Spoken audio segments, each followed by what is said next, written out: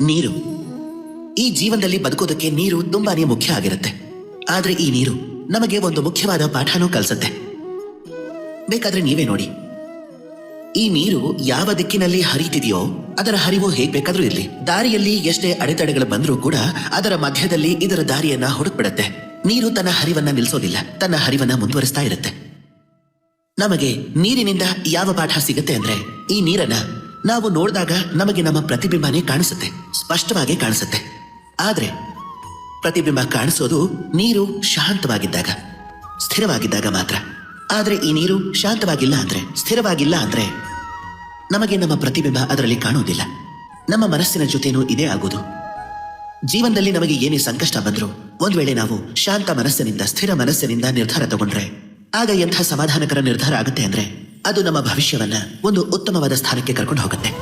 ಆದ್ರೆ ಈ ಮನಸ್ಸು ಅಶಾಂತವಾಗಿದ್ರೆ, ವಿಚಲಿತವಾಗಿದ್ರೆ, ಬೇಸರದಲ್ಲಿದ್ರೆ, ನೋವಲ್ಲಿದ್ರೆ, ಕೋಪದಲ್ಲಿದ್ರೆ ಆಗ ನಾವು ಎಂಥ ನಿರ್ಧಾರ ತಗೋತೀವಿ ಅಂದ್ರೆ ಅದರಿಂದ ನಾವು ಪಶ್ಚಾತ್ತಾಪನೂ ಪಡಬಹುದು.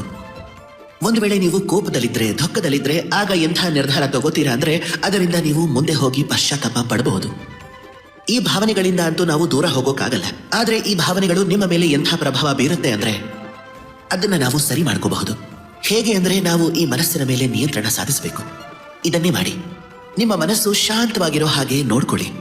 ನೀವು ಸ್ಥಿರವಾಗಿ ಆಮೇಲೆ ನಿರ್ಧಾರ ತಗೊಳ್ಳಿ.